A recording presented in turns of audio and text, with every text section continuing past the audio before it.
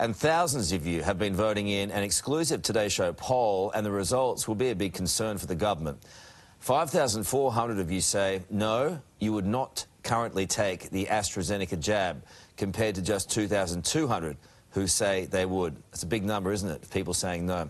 Let's discuss with Queensland Senator Matt Canavan and Sarah Lamarquand from Stellar Magazine. Nice to see you both. Matt, to you first of all, yesterday you have called for Australia to halt our AstraZeneca rollout, and those poll numbers appear to back you up.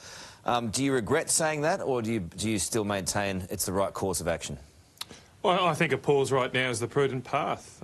Karl is obviously concern enough to cause a lot of countries to pause their rollouts, and in the US, they haven't approved the AstraZeneca vaccine yet. They're still waiting on more data. Now, at the start of the year, we waited months before we even began our rollout compared to other countries because we were being prudent and waiting, and I think that approach served us well and should be the similar approach we take right now. We're in a lucky position of not having imminent risk of widespread coronavirus in this country. I don't want to point out the obvious, but you're not Dr. Matt Canavan, and most senior medical researchers and frontline scientists and doctors say it's okay. Why should we stop it? Well, there's a couple of points there, Karl. One, obviously, doctors disagree around the world, and that's not surprising because this is an assessment of risk. There's not, a clear answer. You've got to weigh up different risks, and obviously Australians are doing that according to your poll. And I'm very concerned that our regulatory authorities are actually gagging our doctors. I've been contacted by lots of doctors concerned they can't make statements because last week regulatory authorities told them, sent out a note to doctors saying if you say anything that undermines our national immunisation program, you could lose your accreditation. And we can't do this. We've got to remove that muzzle from our own doctors and have a sensible, open and transparent discussion about medical treatments in this country. OK, I think you're 100% right about that, as you saw with some of those people who we interviewed on the streets. There is a greatly varying attitude towards this vaccine, the AstraZeneca vaccine, and it's understandable. Sarah, how would you describe it? Well, I think that the people that you interviewed is a really good snapshot of probably where most Australians are. You've got a couple of people saying, I'm not too worried about it, and then you've got people saying, I am anxious. There's two ways that you combat fear. One is to acknowledge those fears, and the other is to counter those fears with factual information. We've seen a lot of the factual information, and that's imperative. That's the role of a government in a situation like this. But I think we're now at the point where we need to acknowledge those fears. You can't just say to the sorts of numbers that you're seeing on the survey, there's nothing to worry about, nothing to see here, move on. I would actually agree with Matt that it's probably time to pause it, because the problem is that if we are playing into this notion where we're downplaying people's fears, and not just downplaying them but dismissing, then I think that we're going to be giving more credence to the conspiracy theorists that are opposed to any sort of vaccine, and that is a dangerous message. That's tricky though too. That's tricky. It's very tricky. You saw the pile-on with Matt Canavan yesterday, and I'm telling you right now, Matt is not alone. Matt is not alone in thinking this around Australia. So you saw people come out, and you saw the opposition come out, and you say, look, lots of people come out and basically say, look, you're contravening what the medical experts are saying here. However, if other medical experts are saying it overseas, it's only natural for someone sitting at home to go, hang on, who's right?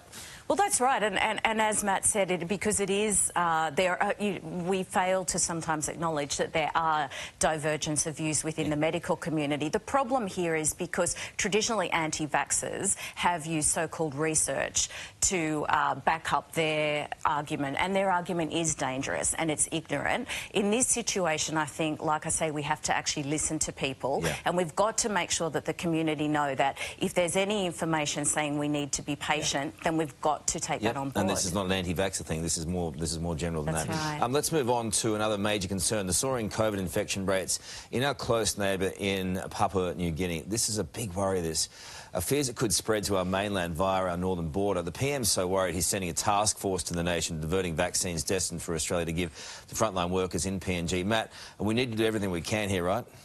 Absolutely, Karl. PNG is our closest neighbour. Indeed, some of the outlying islands of the Torres Strait Island are just a stone's throw away from Papua New Guinea. So there is a real risk here. And those communities in Australia that are that stone's throw away are Indigenous communities that might be particularly vulnerable to a coronavirus outbreak. So the government's taking all action here, and we should pull out all stops to help our closest neighbour, and also obviously to protect our own country as well. Sarah, there are some going to say, well, hang on, why are we diverting any kind of vaccine, even though some of us don't want it? Why are we diverting any vaccine to Papua New Guinea when we should be doing Australia first? Well, first of all, it's our responsibility as a good global citizen. They are an important neighbour.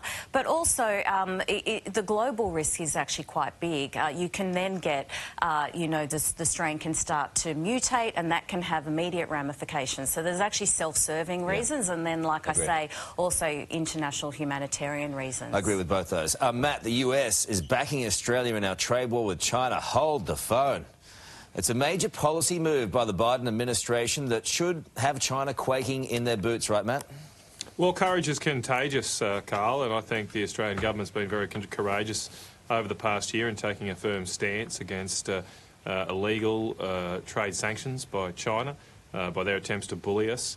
And yes, we've been a little bit of a lone victim in some circumstances over the past year of this, but other countries I think have seen our example, and it's great to see big countries like the US say, yeah, well, we agree with Australia, we're not going to put up with this, and I think other countries will continue to join us. The government's been strong on this. Will it actually have any impact on China, though? Well, I don't know that Australia will have any impact on China, but definitely the US will. And I think it's really great because a lot of us weren't sure how the Biden administration was going to handle this. I mean, he was vice president to Obama, and the Obama administration was seen as appeasing China a lot. So I think this is a really promising sign. It's like getting in a fight at the playground when you're in primary school and your big brother is suddenly showing up at the right time. Exactly. It's nice. We can't forget this story tomorrow night. A big AFL season opener, but it will be a very different experience for crowds at the AFL-owned Marvel Stadium this year, and these rules won't apply at the MCG. This is how ridiculous the whole thing is. The Herald Sun reporting strict COVID safety rules will see fans banned from standing at their seat no matter how excited they get. Matt, this is un-Australian. Well, Karl, as a Queenslander, I find AFL pretty boring at the best of times. And now you can't even do the Mexican wave. You can't even stand up and have something else to do. The Lions are a great chance this year. You need to get excited. Sorry, was that for me, Karl? I missed it. Yeah, the Lions are going to win this year. You the Lions. Yeah, they did have a good year. Good on them. Well, good. Go the Lions. OK, so he's... Yeah. I don't... That was definitely to you, Matt, because Karl knows me well enough. He never comes to me when there's any sort of NRL or AFL question. But if I was sitting next to someone that told me, hey, your team just kicked a goal, and they explained to me where we were and what was going on, I would definitely want to react by standing up and clapping. I mean, that is a natural instinct as a spectator. It sure is. I think a lot of these rules are fair enough. You've got your designated area, you know, you get your food and drink, you come back to your seating area. But come on, like I say, you've got to stand up and OK, I'm going to flip on this one. I thought you'd all say that. Matt, I knew you'd have no idea.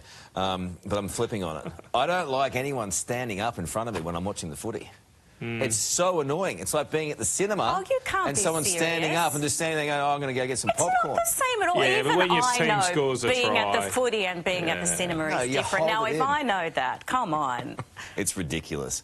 Different rules at the G. OK. Marvel. That wouldn't be a problem in the corporate boxes you're in, though, Karl. No, that is true. Yeah. What were we saying about being un-Australian? It is true. I mean, you don't have to stand anywhere. I mean, you get your drinks served, you get your meat pies. I mean, it's just a perfect way to watch the footy for those lucky enough to attend, right? OK, let's move on. OK, let's